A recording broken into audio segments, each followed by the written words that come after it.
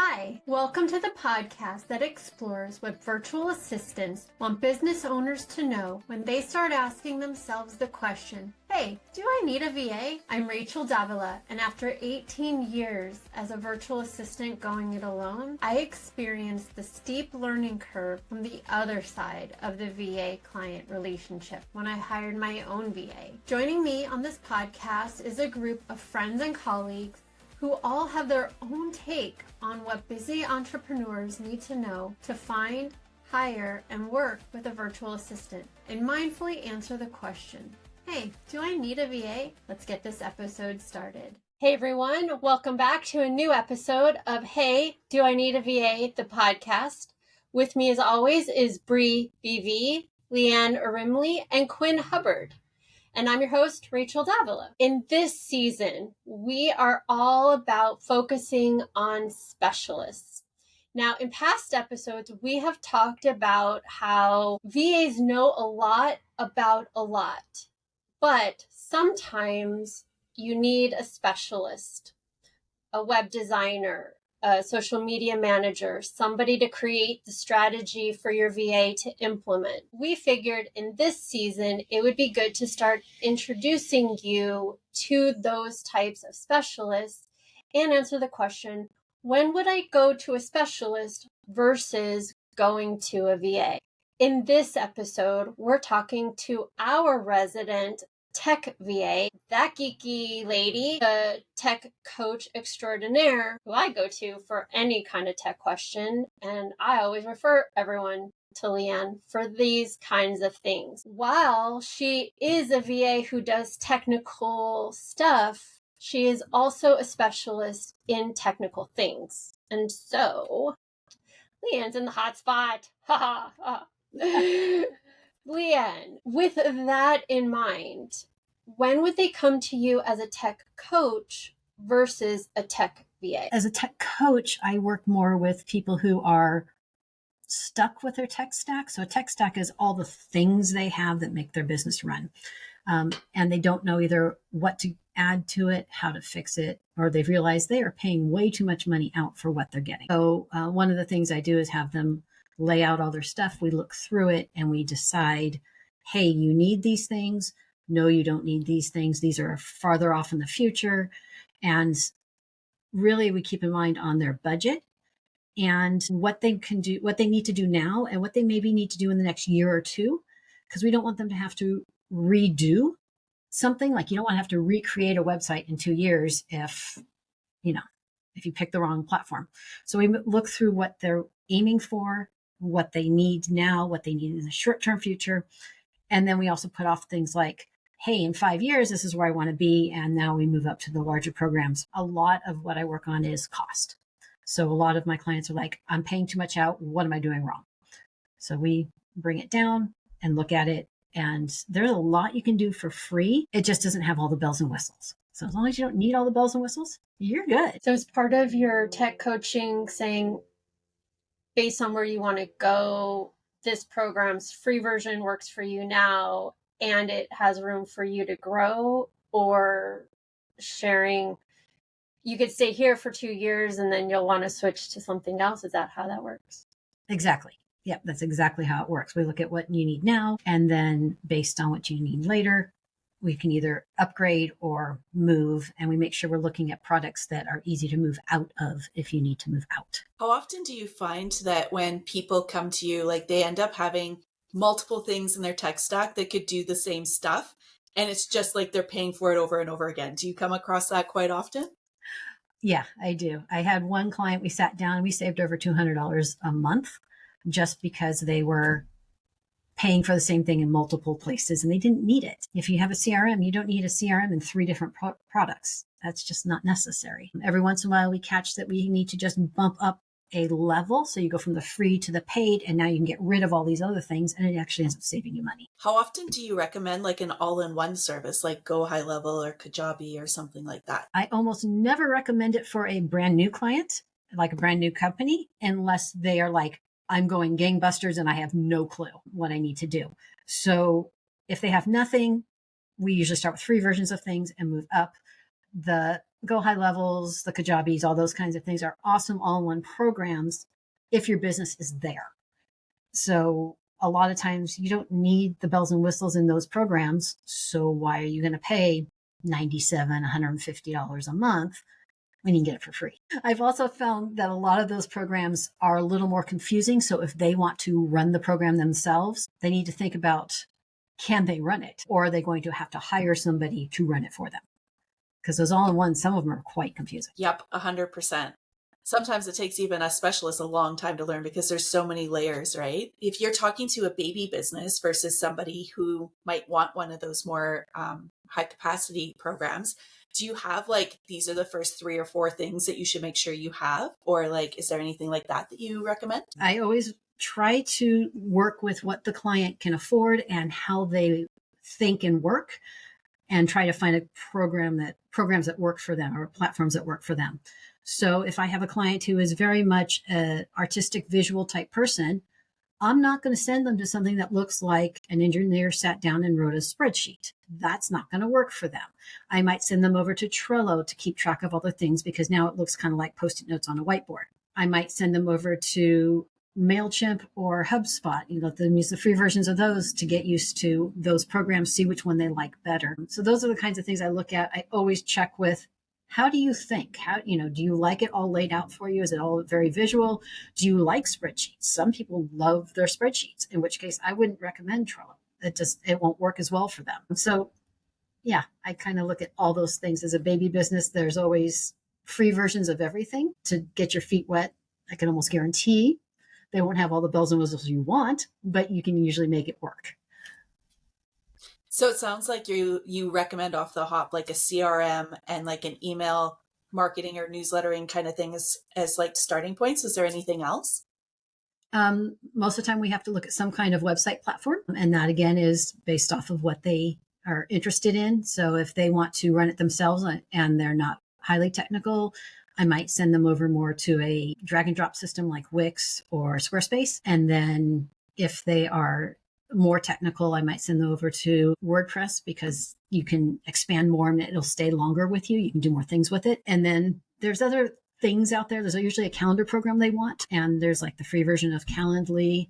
So you can only have one calendar, but it's a free version. And now you don't have to pay for your calendar. So there's some things you can do. I don't always recommend them to go straight over to a mailing program unless they are collecting. I have a lot of clients that, for whatever reason, are not collecting emails.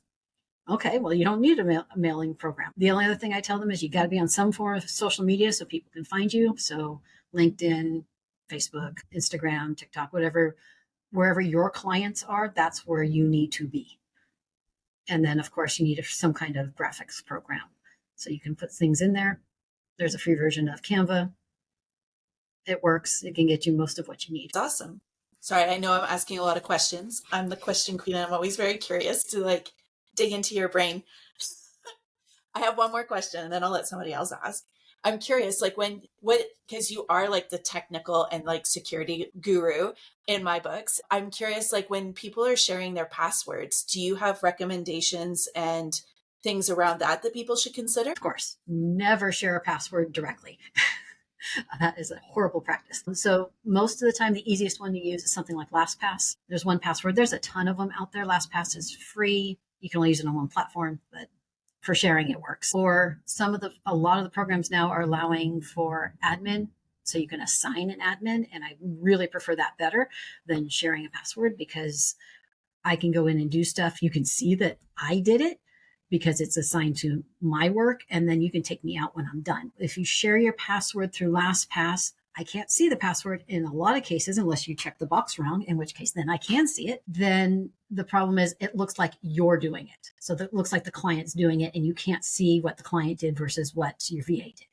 So if you can set up as an admin or a delegate, that works better, because then you can see what people are doing. Yeah. And I don't know about you, but I think the hardest part with working with somebody remotely is all the verifications and the time sensitive verifications, right? So I think too, for me, I find if there's a way to make us as a team member or something like that, it also means that you don't have to always be on call whenever, because you could be in and working and then 30 days later, it decides you have to do it all over again. And you could be in the middle of like going through a project and then you have to get re-verified. So I find it's so much nicer when I'm a team member or an admin or something, because I can just verify myself and it takes one less barrier out of it. Exactly. Yeah. The other option is always when the client sends it to me through something else and I sign in as them, I text them going, "Hey, I'm signing in now. Are you available to send me a 2-step?" The problem is a lot of times the answer is no. So do you have favorites, Bree?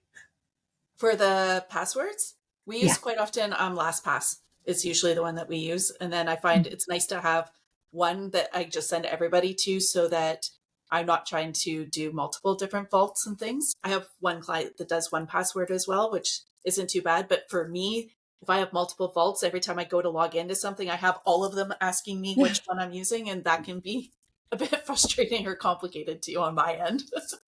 Yeah. I actually turn the extensions off if I'm not Mhm. using them. Yeah. How often would you recommend someone change their password? My answer is at least once a month, but I know nobody does that. I know nobody does that. So realistically, it's more along the lines of every 3 months is probably more realistic. I know most people don't do that either. I can see, especially in LastPass, when something is a breached password. And so I know the client can see it too. So that's one of the reasons why I like them to use LastPass, because it puts it in their face that it is a breach password and you should probably change that. And it's a little easier conversation because, yes, I am the one that pushes everybody to change their passwords. Thank you for the reminder. That will be going out in my next email. Can you explain what a breached password is? So, a breach password is when it ends up out on the dark web. So, it's been hacked in some way, shape, or form. It's out there, it's floating around. You can do a simple search and find your passwords on the internet. It's not awesome to see them. It's not hard. Anybody can look at them. So, don't use those. Yeah, even my Google password manager for my personal stuff will tell me like, and these ones, you should look at these. Yeah, Google will also say how many are out there on the web. I use LifeLock and it tells me how many are out there. And it's like, oh, seriously, how many of these do I need to change? 99% of them I think are fine. I think there might be one in this latest hack that I need to go change, but it's just a fact of life now. Everybody's websites or everybody's passwords are getting hacked. You got to change them.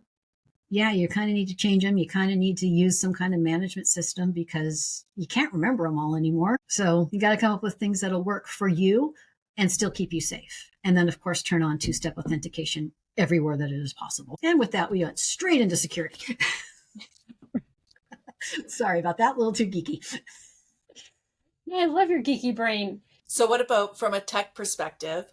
What is the first thing that people should consider when working with somebody else if they're looking for support? The first part is not even really tech. It's more a matter of make sure they're a good fit. Make sure you guys are speaking the same language. Then from there, it's the communication. You got to be on the same communication channel. So some of my clients use email, some of them use WhatsApp, some of them use Facebook or Messenger. It kind of depends. Just make sure you're on the same page with that. And then as far as things like sharing files and stuff, it kind of depends on the way you want to be. As far as do you like Google? Are you good with that? Because that is a nice environment, but some people are so anti-Google that it's not going to work. So make sure you're on the same page with that. If you're not going to use Google, maybe you're going to use Dropbox instead or one of the other programs out there so you can share files. And again, make sure they're secure.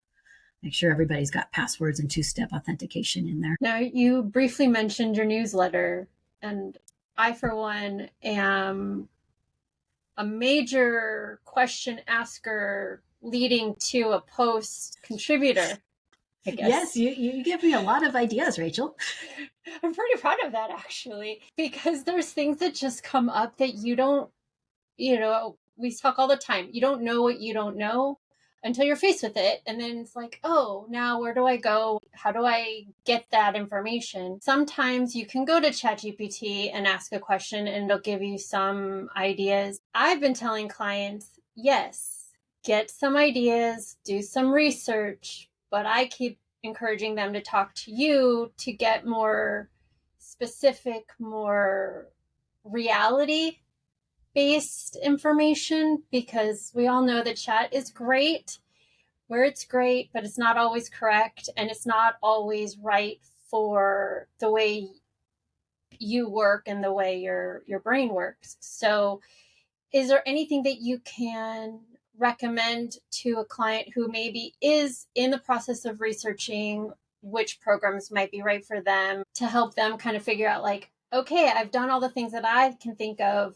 Maybe now I should talk to LeAnn. So it's awesome when a client comes to me and says, I've done this research. Now, what do you think? Because that means they're at least thinking it through. Yes, ChatGPT can give you a lot of information. I actually recommend my clients use 2 different platforms. So if you're going to use ChatGPT, maybe go over to Google Gemini and run it through there too. They do give you different answers. In fact, little geeky tip, you can make them argue. It's a lot of fun. Total side note. Anyway, so once clients come to me and say, hey, I've got all these ideas. This is what I want to do. And then we sit back and we go, wait, does this work for you? Because one of the problems with ChatGPT or any of the AIs giving you recommendations is the little nuances about your business that you don't think to put into your prompt. So talking to somebody like me helps you. I can ask the questions to go, hey, what kind of learner are you? What about this? What about that? All these things that you may not even think to put into an AI to get a good answer. But with that, yeah, do your research. It'll narrow it down for you. It will narrow it down to the top ones. It always does. It's always going to be the same ones. That's fine. But that doesn't tell you what works for you, because you really do need to talk to a person who's played in all of them and thinks it through and go, hey, this would not work for somebody who loves spreadsheets, or someone who can't handle spreadsheets.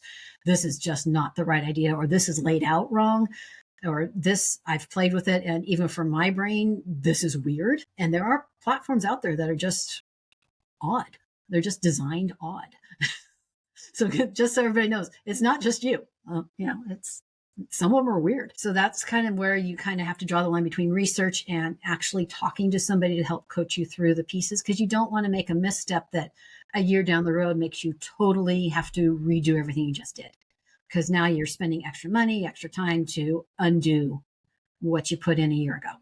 One of the things that I've been noticing, especially when it comes to tech strategy and implementation and stuff, is there are a lot of people out there who like to do the strategy. They want to go through the whole thing from top to bottom, but they don't want to then step in and implement for the client. They're basically like, you have the strategy, go find a VA to do that, but you get to do both. So if someone was coming to you already with a strategy and everything, do they need a tech specific VA? Or what might you say to somebody who has basically been given the plan? Here's your plan. Now go away and find someone else to do it. Then do you need a tech savvy VA? You probably still need one, because there's a lot of pieces to connect. There are lots of VAs who don't advertise themselves as tech savvy. They just know. So if you know you have which programs you want to go with, when you're talking to a VA, say, hey, these are the programs I want to put in place. Can you set them up? Or should I go have somebody set them up and then come back to you? Because setting things up is its own world. There are some technical pieces that a VA will not. Some VAs will be like, nope, not touching that. I'm not going in there. That is not going to happen. And then there are others that are like, yeah, no problem. So it kind of depends on the VA and what they're comfortable doing. I'm currently working with one overseas for a client, and she will not touch one of the programs at all. It's like, okay, I'll do it. It's fine. But she's like, she'll do all the other pieces, but she won't touch one specific program. She's like, I'm not comfortable with it. I don't want to learn it.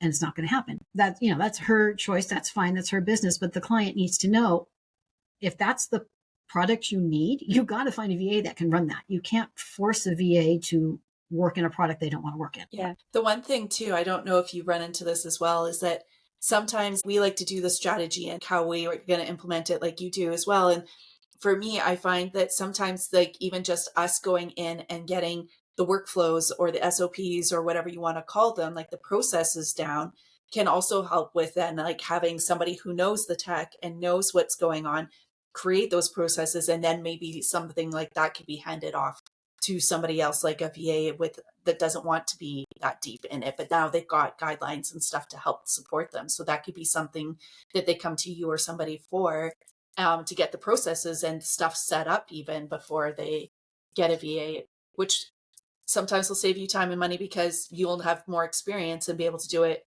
more efficiently. There's pluses and minuses, I think, depending on what you're looking for too there. Yeah, definitely. Someone who's like me, who's in the stuff all the time, I know where to go look for it. I know how to fix it. I know how to connect it. Where a VA who doesn't do it all the time is going to be a little slower. Not to say they can't do it, but they might be a little bit slower. So it's something to think about when you're being charged by the hour. Is that something that you're willing to pay for them to slow down and do it and, eventually get it right? Or the exact opposite is they get it wrong. And now you have to go find somebody else to undo what they did and do it right. Because you get it wrong and you can wipe out a lot of stuff. Or it could be like you went into a house that was already like half built, but then the construction team left and you have to go in and figure out what actually got plumbed, what got wired, what got framed, what didn't. And so that can be more work sometimes than if you just started from scratch too. Yeah, undoing somebody else's work is definitely harder. Because it's like, well, where did they leave it off? What piece did they miss? Why is this not working? And then sometimes I have to take 5 steps backwards to go forwards because I can't add the one piece they didn't do because they built on it. So you have to undo it all, add the piece in, build it all back up, and now we're ready to go. And sometimes it's like unchecking a box, like that random tiny box in like this obscure place. Y'all, I can't even tell you how many times I have to go to LeAnn because my brain just doesn't think logically. It's more creative. It's more like big picture. I go to LeAnn because she's like, well, did you uncheck that box? I'm like, what box? Were you even like, she's like, oh, this one right here. Never mind, I did it for you. It's like, oh, thank you so much.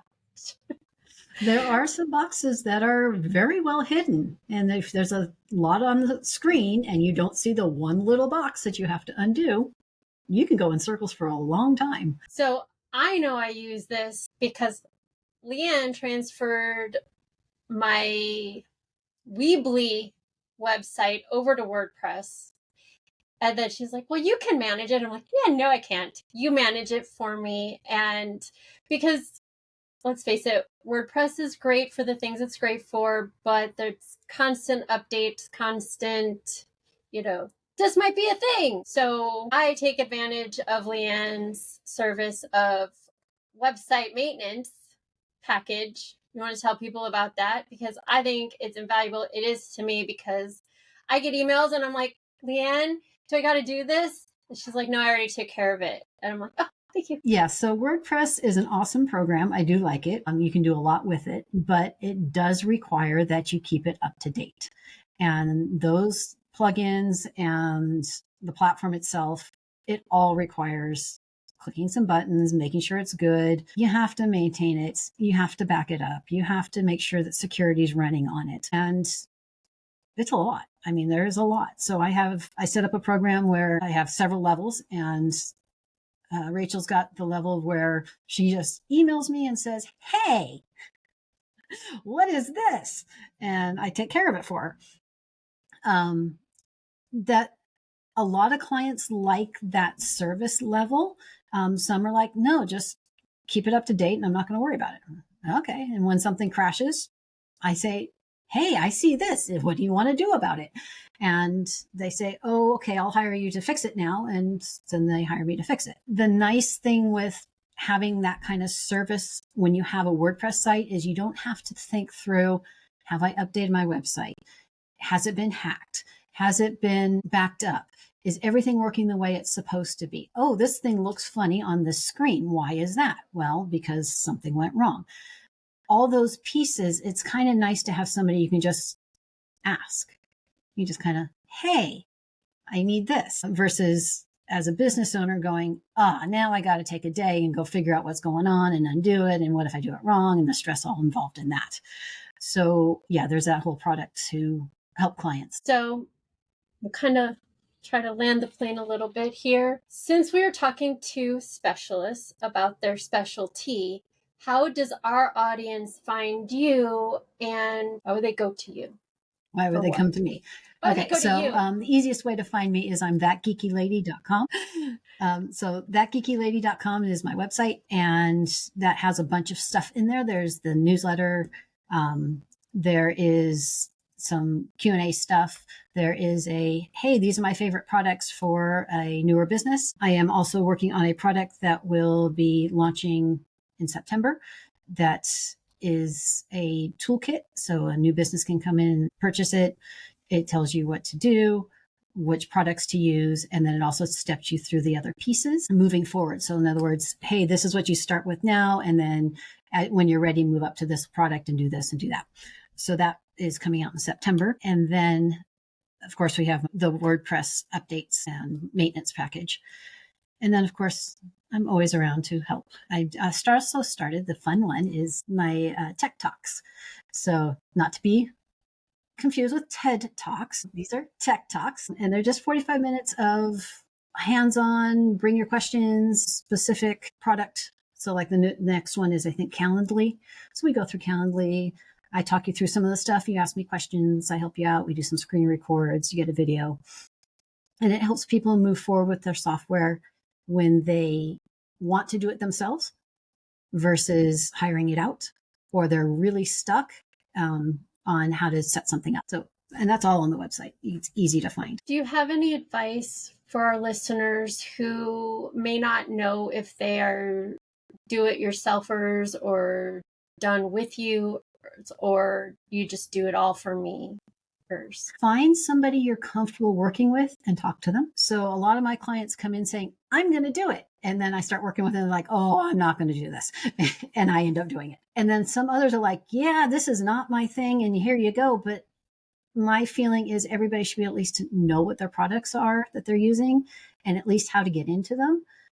So you need to know a little bit, if nothing else, at least a little bit. So even if you're a do-it-for-me type person, or you think you are, you may not actually be once you realize that you can learn it. And definitely you can't just hand stuff off. It's your business. You have to know, or at least have it documented somewhere. I also find that the more that they know about what their tech can do, the more that they can figure out or think of how they can put that into their business. There might be things that they're not utilizing or that they can use in a different way. When you start teaching them how to use it, you can bring up other ideas and implement new things in their business too.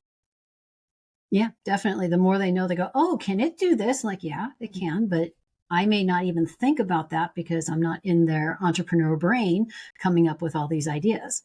Yeah. Well, we know where to find you. We know what you're good at. And you're doing cool stuff, LeAnn. I'm proud of you. For those of you that don't know, LeAnn and I have a Monday mastermind where we make each other do the work for our businesses that we tell clients to do for theirs, but we don't do for ours. And LeAnn is always pushing back. And I'm like, no, come on, let's do this. So you can do it, Rachel. Yes. So clients aren't the only ones who need that push, that foot in your back, pushing you forward. You guys need that too, because we like being in our business, not working on our business. I think that's a universal business owner mindset. Anyways, thank you so much for being here today on this episode of Hey, Do I Need a VA, the podcast. If you have any questions about anything we talked about today, please send us an email at heyvapodcast@gmail.com or use a link in our show notes for the link tree to reach any one of us directly. If you have tech specific questions, go to thatgeekylady.com and ask LeAnn. She'll be happy to answer them. If you liked this episode, please give it a like, share it, or leave a review. We love to get those kinds of love notes. And we will see you next time. Thanks so much for being here. Take care. Thank you for joining us on this episode of Hey, Do I Need a VA, the podcast. If you found this episode helpful, please leave a like, comment, or review. And feel free to join our Facebook group, Find, Hire, and Work with a VA, for more tips and tools. If you have any questions, please email them to heyvapodcast@gmail.com. Thanks. We'll see you next time.